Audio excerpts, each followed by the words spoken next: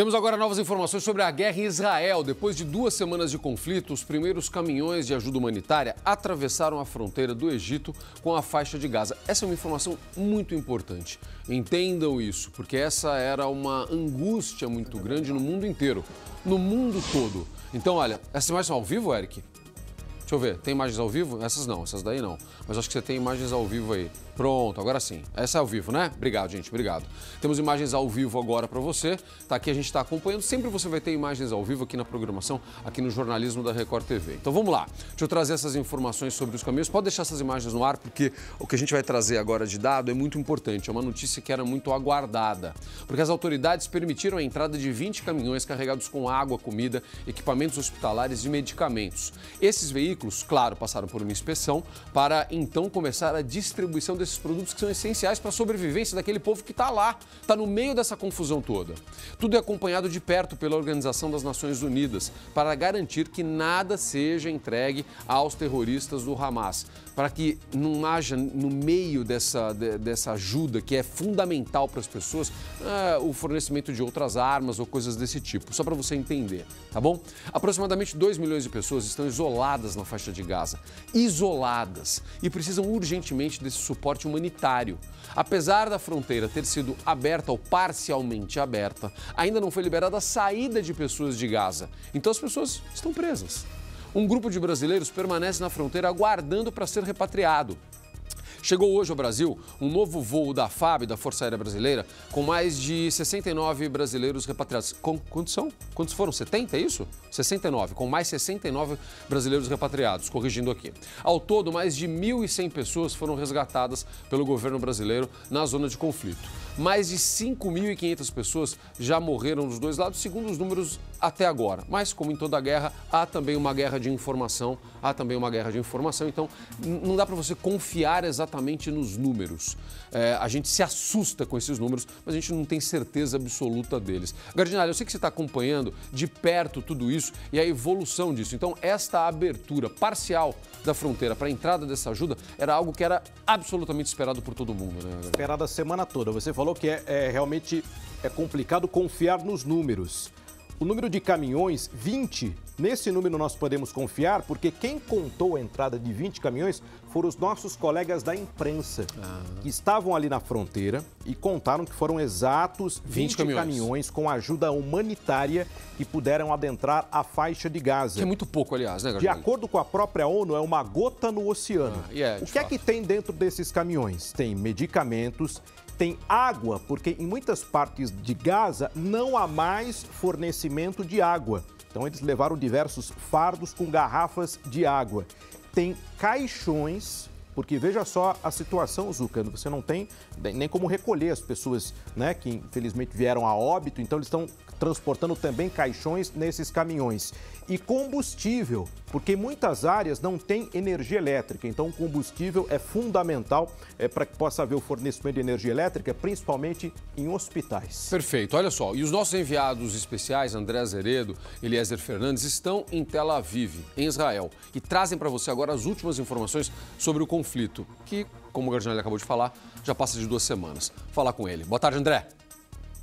Boa tarde para você aí no Brasil, Celso Zucatelli. Boa tarde a todos que acompanham o balanço geral de sábado. A situação em Israel é de apreensão para os próximos passos. Hoje entrou todo o material humanitário em Gaza que precisava e podia ser ingressado hoje no país.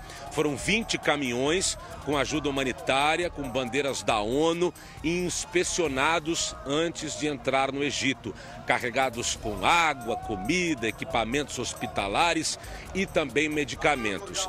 Esse material está sendo supervisionado para não ser entregue na mão do Hamas quando chegar à faixa de Gaza, questão que Israel duvida muito que não aconteça. No entanto, foi autorizada a entrada desses caminhões e Israel cessou o fogo neste sábado, parou com os bombardeios para a entrada desse comboio humanitário. São 20 caminhões, mas tem mais 80 do lado de fora para entrar. Ainda não se sabe quando que vai acontecer a autorização.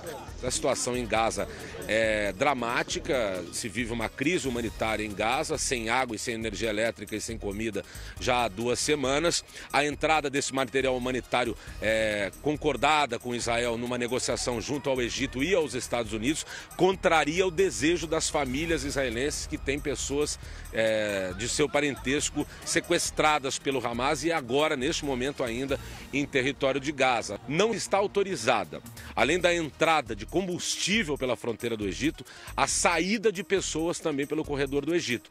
Não se sabe o que fazer ainda com essas pessoas. E também não se tem uma resposta sobre quando será a incursão militar terrestre de Israel na faixa de Gaza. A autorização ainda não veio do primeiro-ministro Benjamin Netanyahu. 300 mil soldados estão posicionados na fronteira com Gaza. As sirenes soaram várias vezes aqui em Israel durante este sábado e isso significa que mesmo com o corredor humanitário houve bombardeios do Hamas para cá em direção ao território israelense. Esses bombardeios foram derrubados, os mísseis inimigos são derrubados pelo Iron Dome, que é o sistema da cúpula de ferro. Hoje nós conseguimos imagens exclusivas de um dos pontos do Iron Dome que você está vendo no ar aí no balanço geral.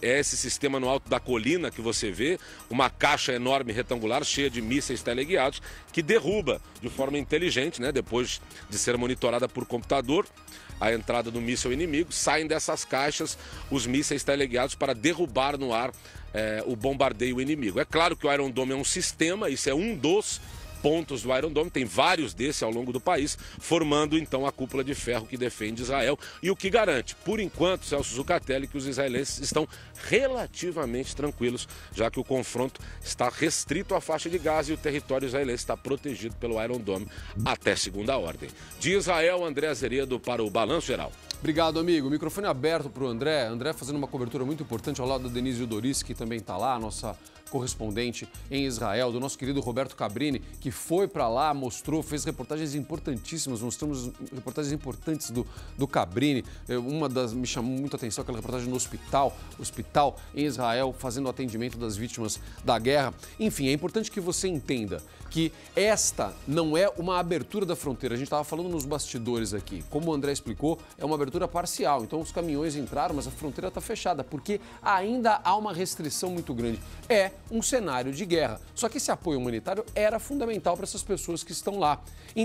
A corte de energia, a corte de água, não há fornecimento de comida. Então como é que as pessoas ficam numa situação como essa? Aquelas pessoas que não estão envolvidas com a guerra, que não são integrantes do Hamas, mas que estão na faixa de Gaza. E outra coisa importante para você entender é que essa entrada é feita pelo Egito, não por Israel. Ali, a entrada por Israel segue absolutamente fechada, certo, Cardinale? Exatamente. Até é importante explicar, Zuca, muitas pessoas se perguntam, mas por que não abre a fronteira para passar mais caminhões e para que as pessoas, os refugiados, entre eles os brasileiros que estão na faixa de Gaza, para que eles possam sair de Gaza? Qual é o temor do Egito, Zuca? A fronteira norte do Egito e a parte sul da faixa de Gaza, onde está a cidade de Rafah, no Egito existe ali a Península do Sinai, um território que já foi de Israel, alvo de conflitos entre Israel e Egito. Trata-se de um local que tem um significado histórico, bíblico e econômico. Muitas reservas petrolíferas e também reservas minerais. O temor do Egito, Zuca, é que a abertura dessa fronteira possa fazer com que muitos civis de Gaza desçam para o Sinai e, entre eles, infiltrados entre os civis, terroristas do Hamas. Então pode ser uma nova ocupação territorial por parte do grupo terrorista, porque infelizmente o Hamas se utiliza de prédios públicos, de prédios de civis e se infiltra no meio da população para que possam realizar os ataques terroristas. Trata-se de uma situação extremamente complexa, por isso que os 20 caminhões passaram e a fronteira novamente foi fechada. A relação entre o Egito e Israel é tensa desde sempre. É uma situação muito complicada, como o Gardinale falou. A gente já presenciou, acompanhou guerra entre os países ali, então tem que tomar muito cuidado. Essa negociação tem que ser feita com muito cuidado para que nada mais grave aconteça. Hoje, o que existe, o que nós estamos vivendo, o que você está acompanhando, é uma guerra entre Israel e o grupo terrorista Hamas. E claro que a comunidade internacional não quer que isso se amplie de forma nenhuma com o envolvimento de outras partes, porque isso aumentaria tremendamente a escala do conflito e o risco disso se transformar numa coisa ainda maior, com o uso de armamentos mais sérios. É isso que ninguém quer. É isso que ninguém quer, todo mundo quer a paz. Só que nesse processo de construção da paz é fundamental que se pense nas pessoas que estão lá e que não tem absolutamente nada a ver com esse conflito, que não tem qualquer envolvimento com o terrorismo, que não tem qualquer envolvimento com o Hamas, que são os moradores efetivamente da faixa de Gaza. E agora o foco é tirar essas pessoas de lá, ajudar essas pessoas e também não apenas tirar, permitir que elas saiam e garantir a segurança daquelas que não querem sair, porque é importante que você entenda isso. Você lembra daquele grupo de brasileiros que estava negociando, aí era um número 28, depois caiu para 18, porque muitos decidiram não sair de lá, com a preocupação de voltar para o Brasil e depois voltar como para lá. Ninguém sabe quanto isso vai durar. Ninguém sabe se eles depois vão ficar isolados dos familiares, vão perder o contato com os familiares, e é claro que eles não querem que isso aconteça. Então o foco da Organização das Nações Unidas agora é permitir a saída de quem quer sair e ajudar quem não quer ou não pode sair de lá, fornecendo e garantindo o mínimo, que é uma ajuda humanitária. E esses 20 caminhões, claro, isso é uma notícia importante, mas como foi dito aqui, é muito pouco para o que aquela população precisa. Você tem mais informação, Gardinali? Tem uma nova informação. Após a entrega desses suprimentos por parte desses 20 caminhões, os caminhões entraram, abasteceram esses hospitais de Gaza e saíram. Após a saída, o retorno desses caminhões, foram registrados 2 ataques, 2 explosões em Gaza. Ou seja, a tensão continua na faixa de Gaza, os ataques continuam. A gente observa à direita do vídeo imagens ao vivo da faixa de Gaza e vez ou outra somos surpreendidos aqui com esse retorno de imagem, com aqueles sinais luminosos aéreos de foguetes que acabam sendo disparados, né? Alguns deles interceptados pelos sistemas de defesa antiaérea, mas o que deixa a região em iminente alerta de novos ataques que possam acontecer a qualquer momento. E repetindo, Zuca, os 20 caminhões, dentro de todo esse contexto, apenas uma gota no oceano. Muito pouco em cima da demanda, da necessidade das pessoas que estão completamente isoladas em Gaza, sem eletricidade, sem energia elétrica e sem sequer água em muitas regiões que estão desabastecidas. É que a questão aí envolve, a gente está falando de 2 fronteiras ali, né? E a gente está falando de países que já se estranharam, né? De forma muito séria, religiosa, territorial, enfim. Então, toda essa negociação precisa ser feita com absoluta tranquilidade para que esse conflito não ganhe outras repercussões. E ninguém quer isso. A gente quer que essa população de lá tenha segurança e que isso acabe o mais rápido possível. Infelizmente, essa não é a expectativa da comunidade internacional. A gente já sabe que isso é algo que deve durar bastante. Não é uma negociação fácil, até porque esse ataque foi um ataque surpresa. Agora há pouco, o André mostrava toda essa estrutura que é famosa, essa estrutura de Israel. O Eric, se você estiver no ponto, mostrar de novo aqueles lançadores de mísseis lá, que é aquela parede que é feita tecnológica de Israel para evitar justamente os ataques que aconteceram. Israel é famosa, essa tecnologia de Israel de fazer essa defesa para impedir esses ataques do Hamas, esses ataques terroristas, é famosa, é conhecida internacionalmente e respeitada. O conhecimento tecnológico militar de Israel é gigantesco. Então, aquilo foi considerado uma falha gigantesca, uma falha enorme, porque ninguém esperava que eles fizessem isso.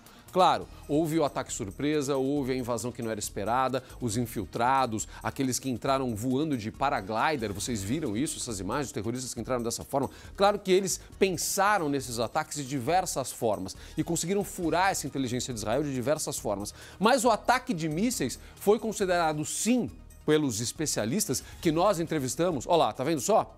Olha lá, está vendo? Isso é um sistema que o André mostrou para a gente agora. É importante que você entenda que aqueles ataques de mísseis feitos pelo Hamas e que efetivamente atingiram alvos em Israel, aquilo foi considerado uma falha enorme e uma surpresa, né, Gardinali? Os especialistas que nós entrevistamos, disseram justamente isso. Ninguém imaginava que fosse possível, com tanta facilidade, furar essa barreira desenvolvida por Israel. Foi totalmente inesperado. E falando de tecnologia, Zuca, a gente tem acompanhado aí detalhes, por exemplo, dos tanques utilizados pelo exército de Israel, que são tanques extremamente tecnológicos. Agora, uma curiosidade, você sabia que no momento em que o exército de Israel conseguir adentrar a faixa de Gaza com os seus tanques, vai chegar uma determinada limitação em que os soldados têm que sair dos tanques, porque Gaza é extremamente construída, são muitas edificações. Chega um determinado momento que o tanque não passa.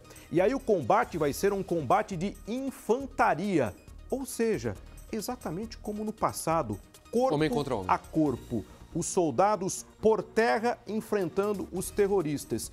E daí, os especialistas em guerra falam de um confronto 360 graus. Por quê? Sempre vai existir em Gaza o fator surpresa por parte dos terroristas que têm centenas de túneis subterrâneos.